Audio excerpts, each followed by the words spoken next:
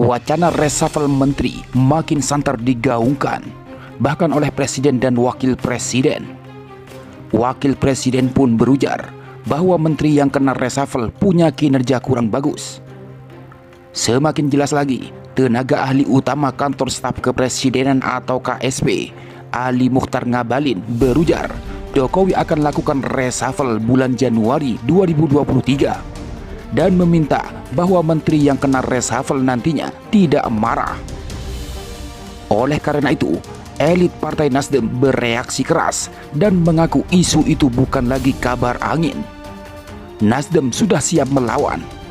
Di sisi lain, pengamat meminta Presiden Jokowi harus hati-hati dalam melakukan reshuffle menteri Partai Nasdem.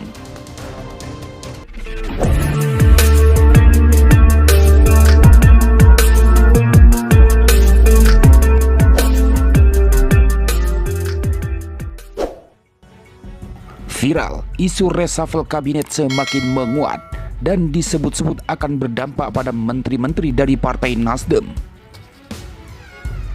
Bahkan Presiden Jokowi mengatakan, "Tunggu saja, ditunggu saja," kata Jokowi saat mengunjungi Pasar Tanah Abang di Jakarta Pusat, Senin 2 Januari 2023.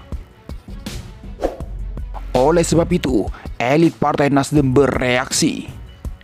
Hal itu disampaikan oleh Ketua DPP Partai Nasdem Effendi Khairi atau Gus Coy.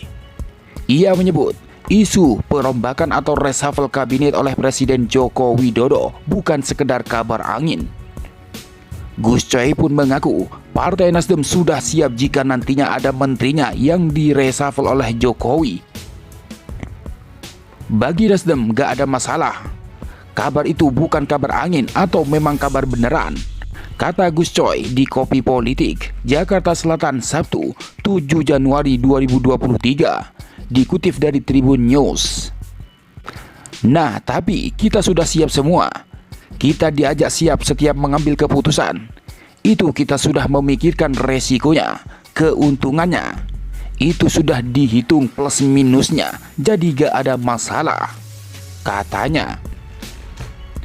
Gus Coy menyebut reshuffle sejatinya merupakan hak prerogatif Presiden Jokowi. Meski demikian, dia menekankan Partai Nasdem sebagai pendukung setia Presiden Jokowi juga memiliki hak. Sehingga hendaknya Jokowi sebelum melakukan reshuffle dapat berkonsultasi terlebih dahulu dengan pemimpin partai politiknya. Jadi Presiden punya hak prerogatif, yang mendukung juga punya hak gitu kan. Karena itu, ketika mau mengganti atau mengangkat itu tetap melakukan konsultasi dengan pendukungnya, berarti dengan pimpinan partai politiknya, jelasnya. Dia pun mengingatkan Jokowi soal peran partai pendukung yang mengusungnya menjadi presiden pada pemilu 2019 lalu.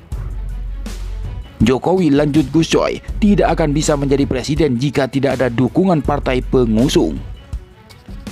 Seseorang bisa menjadi presiden karena adanya dukungan partai pengusung dan pendukung, tidak tiba-tiba seperti datang dari langit. Penegasan itu disampaikan oleh Gus Coy menanggapi isu reshuffle tersebut. Yang harus dicatat adalah presiden untuk menjadi presiden itu didukung oleh partai-partai pengusung pendukung, tuturnya.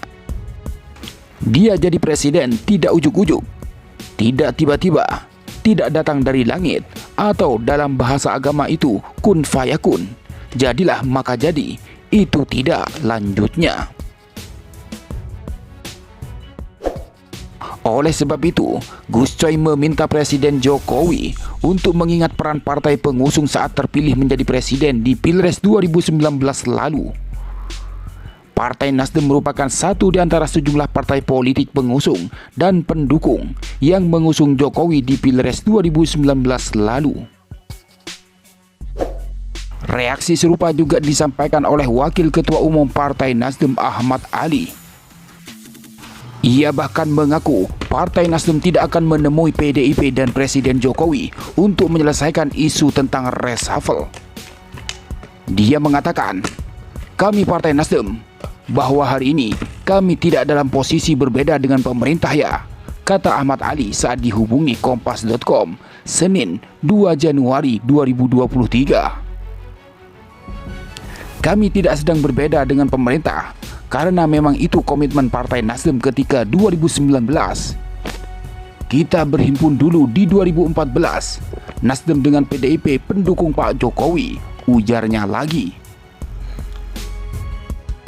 Ahmad Ali mengklaim bahwa hubungan Partai Nasdem dan Presiden Jokowi tidak memiliki masalah. Komunikasi dengan Jokowi disebut terus dilakukan sebagai partai pendukung pemerintah. Jadi, komunikasi berjalan baik dan Nasdem dalam posisi koalisi pemerintah saat ini.